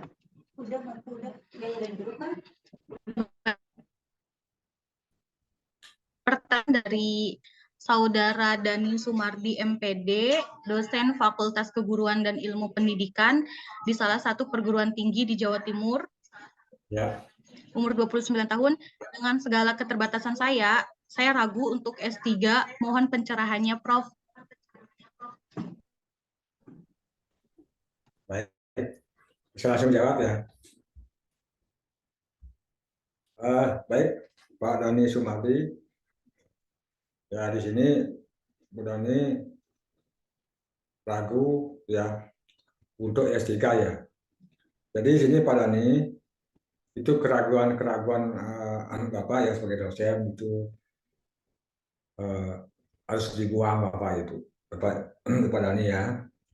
Jadi karena Bapak Dani sudah memilih sebagai dosen, mau tidak mau untuk meningkatkan karir Bapak Dani itu harus melanjutkan ke S3 ya. Karena sekarang kalau mungkin dulu ya Pak Dani ya. Dulu kalau jabatan profesor itu bisa dari S1 ya, tahun-tahun sebelum tahun 2000 ya. Nah, sekarang Pak Dani kan ini betul-betul menjadi ya guru besar ya, pasti semua dosen menginginkan menjadi guru besar. Sehingga mau tidak mau suka tidak suka kita harus melanjutkan ke S3 ya. Jadi mungkin kalau ada kendala masalah finansial umpamanya ya Pak Dani ya. Jadi pemerintah sudah menyiapkan fasilitas beasiswa bagi para dosen ya. Sehingga ada kesempatan Pak Dani untuk merebut beasiswa tersebut ya. Kemudian bila beasiswa itu tidak sulit ya atau sulit Pak Dani rebut karena beasiswa dari pemerintah itu kan ribuan dosen yang berkompetensi ya untuk merebut beasiswa itu, ada beasiswa dari dalam negeri, ada beasiswa dari luar negeri. Maka di sini Pak Dani harus memberikan masukan kepada pimpinan lembaga atau yayasan untuk memfasilitasi ya agar mendatangkan pakar narasumber yang ahli dalam penelitian atau menulis karya ilmiah serta pengabdian masyarakat ya, sehingga skill Bapak Ibu dosen itu lebih bagus ya, sehingga semua hasil penelitian dan publikasinya bisa diterima dan di-upload ke jurnal-jurnal internasional. Nah, itu saran saya kedua ya. Jadi berikan masukan kepada yayasan atau pimpinan Pak Dani di kampus masing-masing agar memberikan pelatihan mendatangkan pakar. Ya. Nah itu yang kedua, yang ketiga kalau memungkinkan, pamannya Pak Dani eh, tidak lolos dalam merebut beasiswa dari pemerintah, maka dimohon ya paling tidak ya kalau dosen sudah ada beasiswa mandiri dari yayasan masing-masing ya, tapi itu akan memberikan semangat ya. Ya paling tidak 50% dari biaya UKT kan itu ya. Kalau UKT-nya 10 juta ya 5 juta ditanggung kan masih bisa berjalan demikiannya. Kalau dosen di full menanggung biaya UKT mandiri ya karena dosen Bapak Ibu ya ada tanggungan keluarga, ada tanggungan ekonomi untuk keluarga kan berat ya. Jadi itu Pak Dani langkahnya ya, yang mungkin bisa diajukan kepada pimpinan atau yayasan yang Bapak Dani yang ada di kampus masing-masing ya. Saya kira Pak Dani mungkin bisa diterima ya sarannya. Baik, terima kasih Pak Dokter atas jawabannya. Semoga dapat dipahami dengan baik dan menjadi pandangan baru untuk kita semua. Untuk saudara Pak Dani, apakah sudah cukup dengan jawabannya? Ya, terima kasih. Cukup, sangat jelas. Terima kasih. Selanjutnya untuk pertanyaan kedua,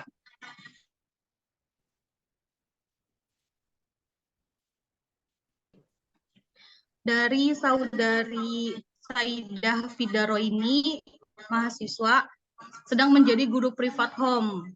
Bagaimana jika seorang dosen yang terlalu sibuk dengan kerja sampingannya sehingga tidak pernah sekalipun mengajar mahasiswanya, tidak pernah respon chat? Apa Pak Prof? Terima kasih. Ya baik ya. Ya untuk adik Ida ya, Ida Rohani, kalau ada dosen yang sibuk dengan pekerjaannya dan tidak fokus mengajar, maka yang harus dilakukan oleh mahasiswa Ida Rohani ya, itu mengajukan komplain kepada kampusnya. Ya, kalau model dosen yang seperti ini, itu biasanya tanggung jawab ya, apakah itu rektor, ketua atau direktur, itu akan melakukan evaluasi terhadap para dosennya. Ya, bila dosennya jarang mengajar, kemudian malas ya, tidak aktif, maka dievaluasi pada semester berikutnya bisa jadi tidak diizinkan mengajar atau diberikan mata kuliah yang sedikit ya, apakah satu mata kuliah yang dulunya mungkin 3 sampai 5, mungkin dia karena kesibukan diberikan satu mata kuliah dulu. Dan juga satu mata kuliah pun dia tidak masih aktif ya, masih malas mengajar, maka sebagai pengelola ya, apakah itu rektor, ketua atau direktur, bisa memberhentikan dosen tersebut dan diganti dengan dosen yang lain. Ya, jadi di Indarwani, jadi dalam suatu adalah mengajukan klaim kepada kampusnya di Indah ya, di Indarwani, bahwa kalau tidak ada laporan daripada mahasiswa, maka pengelola tidak tahu wah dosennya rajin atau tidak. Gitu ya. Saya kira itu jawabnya. Di Rohani bisa diterima ya.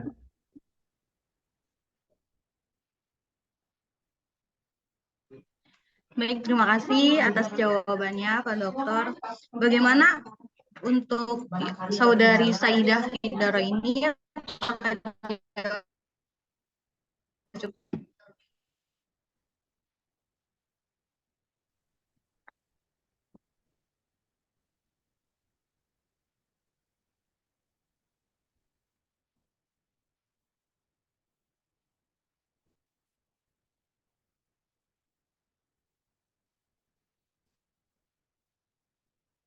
Suaranya hilang, Bu. Halo, Ibu moderator.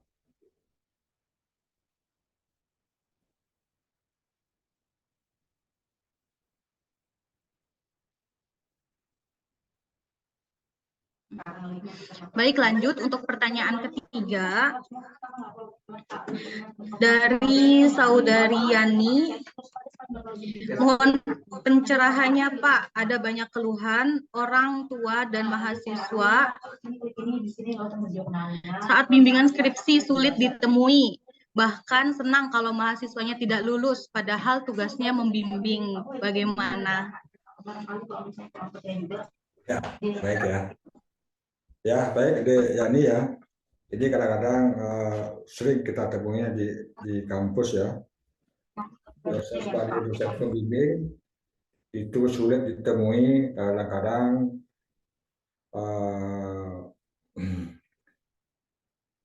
sering mahasiswa kecewa ya. Jadi saran saya ya Dek Yani, kalau mahasiswa sudah yang penting tetap rajin menghubungi dosen pembimbing, ya buatlah list bimbingan ya, itu harus terjadwal secara tertulis dan tetap semangat menghubungi dosen pembimbingnya. Ya, jika dosen pembimbingnya sudah menjadwalkan pertemuan, kemudian membatalkan, minta hari yang berikutnya. Ya, jangan diam. Bu, kalau hari ini tidak bisa, kapan saya bisa bertemu? Itu ya. Nah, yang selanjutnya, bila dosen itu dalam bimbingan juga susah ya, susah ditemui, karena ini sering ya pengalaman yang bagi mahasiswa ya, baik itu S1, S2, S3, pada dosen ditugaskan membimbing super sibuk. Ya, pada bimbingan dia ada di luar negeri, sedangkan kita harus dituntut untuk tepat waktu menyelesaikan tugas kita ya, pada itu tesis, skripsi atau disertasi. Ya, agar kita tidak lewat waktu dan ada biaya tambahan UKT lagi. Kan itu merupakan beban para mahasiswa ya. Jadi kalau semua sudah dilakukan dengan terperinci, dengan list, toh dosen pembimbing juga susah ditemui, jadi Adik Yani itu harus mengajukan kepada lembaga ya, fakultas atau universitas untuk mencari dosen pengganti. Ya, dosen pengganti keberatan, ajukan keberatan untuk mencari dosen pengganti. Nah, biasanya dari lembaga ya, universitas atau pendidikan perguruan tinggi, kalau ada alasan yang tepat, maka akan dicarikan dosen pengganti. Itu sudah lumrah ya. Itu tidak akan mengurangi nilai para mahasiswa. Ya, jadi kira-kira itu Adik Yani. Jadi usul kepada lembaganya untuk mencari dosen pengganti dengan alasan sudah ditemui berkali-kali dan jarang bisa dihubungi dan kita keburu waktunya sudah telat gitu ya. Jadi dengan kebijakan kepada pengelola itu bisa dicari dosen pengganti. Saya kira itu jawabannya. Ibu moderator, silakan. Bisa terima ya. Terima kasih. Untuk Saudari Yani, bagaimana? Apakah sudah cukup dengan jawaban? Baik, terima kasih Pak. Ya, itu jawaban menurut saya yang selama ini sudah dilakukan. Ya kan memang banyak sekali Pak. Jadi kalau menurut saya itu keberhasilan pembuat skripsi itu 50% dari dosen, 50% dari mahasiswanya. Nah, kalau mahasiswa yang begitu kan memang ya kita sudah tahu tuh tabiatnya mahasiswa. Tapi kita sebagai pembimbing ini yang masuk saya, kalau sudah menyetujui bimbingan itu, maka ya waktunya untuk itu. Apalagi kalau kita sudah janji, sudah zaman sekarang ini kan zaman digital ya. Kita ada bukti WA. Nah, satu kali kita WA, nanti responnya sebulan kemudian. Nggak dijawab-jawab. Ditelepon, mahasiswanya takut. Ya kan? Nah, seperti ini memang ya kendala. Kita mau lapor ke prodi misalnya begitu, nanti ya efeknya ke mahasiswa itu tadi, akhirnya ya diam saja kita sebagai orang tua gitu kan. Nah, ini yang Ya, menurut saya mungkin perlu juga kita benahi. Kalau kita lihat data di di Kemenristek-Dikti di Indonesia itu banyak sekali mahasiswa yang tidak selesai itu sangkutnya rata-rata di skripsi. Ya, ya, begitu ya. ditelusuri memang banyak ke arah sana. Jadi mungkin bagaimanakah dengan ada pertemuan ini saya senang sekali karena kita bisa berbagi pengalaman, ya mungkin kita dari masing-masing institusi bisa apa ya memberikan masukan kepada pembuat regulasi. Memang kita setiap institusi kan masing-masing punya aturannya masing-masing. Nah, Ya, ya. kalau menurut saya kalau dia sudah terjadwal, misalnya bulan tanggal sekian, tanggal sekian sampai tanggal sekian. Ketika kita jadi pembimbing, anak kita tidak ada, memang kita harus mencari tugas kita pembimbing. Kita Ya, mencari dia, kemana dia, ada apa kendala dia. Nah ini enggak, dosennya yang itu sibuk sana kemari, seminar di sana sini, pergi ke sana ke semiri, antar anak kuliah, antar anak sekolah. Aduh, memang ribet juga. Kalau orang tuanya mau maju ya itu tadi efeknya ke siswa mahasiswanya sendiri itu. Makanya ini bagus ya Bapak sudah kasih kita pencerahan beberapa strategi yang mungkin kita ambil untuk bersama-sama nanti ke depan. Ya saya yakin sesama dosen juga enggak berani untuk mengingatkan itu atau dia harus begini pasti tidak.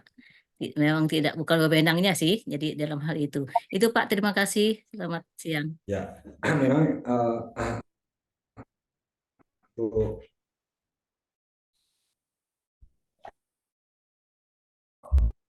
lembaga ya, terkadang mahasiswa takut atau malu ya untuk mengajukan pengganti dosen pembimbing. Ya. Tapi dari pengalaman saya itu kalau tidak ada pengaduan dari mahasiswa, maka sebagai pimpinan tidak tahu ya langkah apa yang diambil. Ya, dengan ada pengaduan dari mahasiswa yang bersangkutan, maka kita sebagai pengelola mengambil langkah ya apakah dengan cara mengganti dosen pembimbing itu sudah biasa Bu, Ibu. Jadi sering ya dosen pun tidak akan marah dan anak didik pun tidak perlu takut ya nanti nilainya bagaimana tidak perlu ya. Jadi itu merupakan suatu masalah ya bagi dosen mungkin karena super sibuknya membimbingnya mungkin terlalu banyak gitu ya. Jadi dia ada waktu maka dilakukanlah sebagai pengelola untuk kebijakan untuk menggantinya. Saya kira itu Bu. Terima kasih ya. Baik, terima kasih Silakan. Bapak atas jawabannya. Mohon izin satu pertanyaan dari saudari Putri Anggraeni. Selamat siang Pak Dokter, izin bertanya terkait pro dan kontra AI dalam pendidikan. Bagaimana cara menyikapinya? Terima kasih. Coba diulang, Bu. Diputus saja suaranya. Moderator. Terkait pro dan kontra AI Pak dalam pendidikan. Seperti ChatGPT. Terus?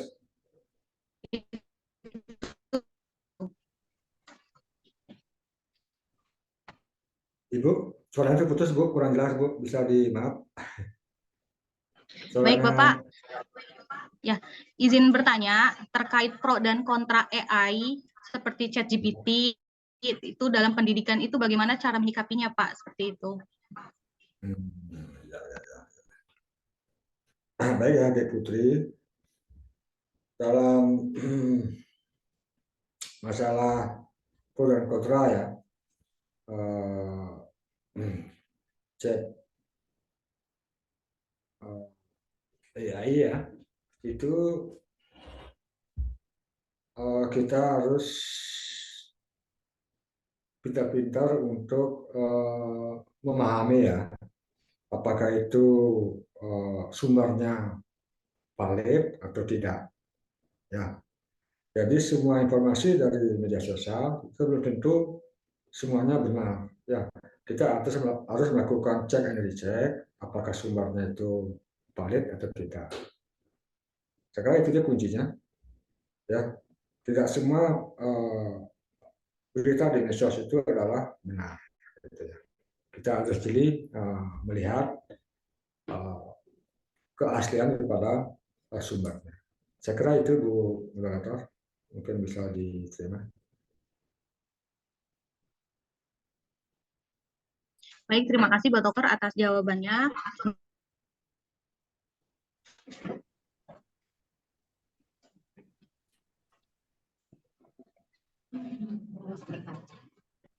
Baik, lanjut saja ya. Luar biasa sekali untuk sesi tanya jawab ini. Banyak sekali pengetahuan baru yang kita dapatkan bermanfaat untuk bekal ke depannya. Menginjak sesi selanjutnya, yaitu sesi foto bersama. Namun sebelum itu, saya izin menginformasikan kepada seluruh peserta webinar, selain mendapatkan pengetahuan baru yang sangat bermanfaat ini dan sertifikat gratis, Bapak Ibu dosen dan teman-teman semua juga bisa mempublikasikan karya ilmiahnya secara gratis, tidak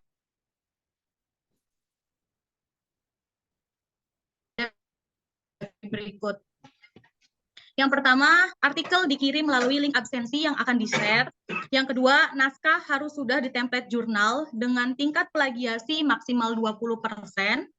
Yang ketiga, sudah follow Instagram @jujurnal_publisher. Yang keempat, naskah yang layak publish akan diberikan LOA maksimal. Yang kelima, tidak ada biaya apapun. Yang keenam, naskah akan diterbitkan di jurnal ISSN, jurnal Sinta, dan jurnal internasional Copernicus disesuaikan dengan kualitas naskah dari teman-teman. Untuk publikasi gratis ini hanya untuk 10 naskah terbaik pilihan kami. Menginjak sesi selanjutnya, yaitu sesi foto bersama, Bapak Ibu dosen dan teman-teman semua dimohon untuk on-cam-kan kamera.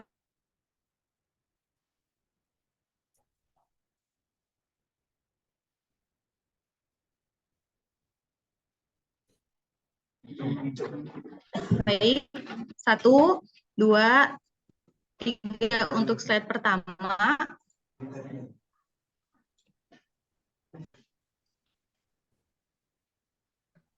Lanjut, 1, 2, 3 untuk slide kedua.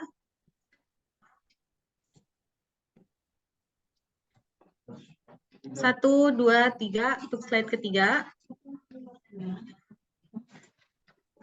1, 2, 3 untuk slide keempat. 1, 2, 3 untuk slide kelima. Baik, cukup. Ya. Baik, terima kasih banyak atas partisipasi.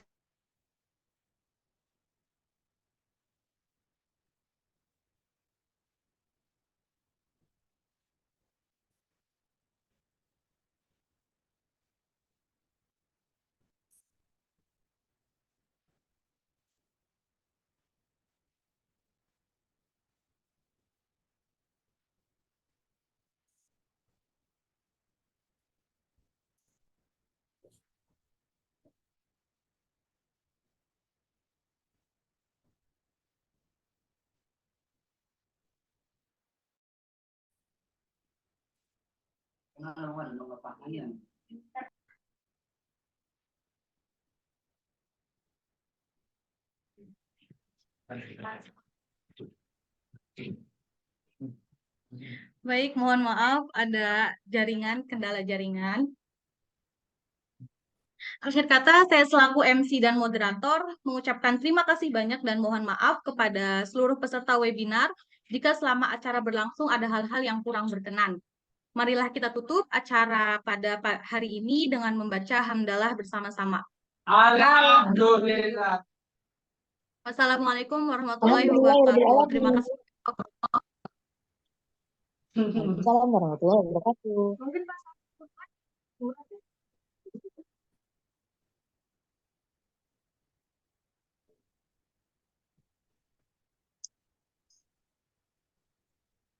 Salam.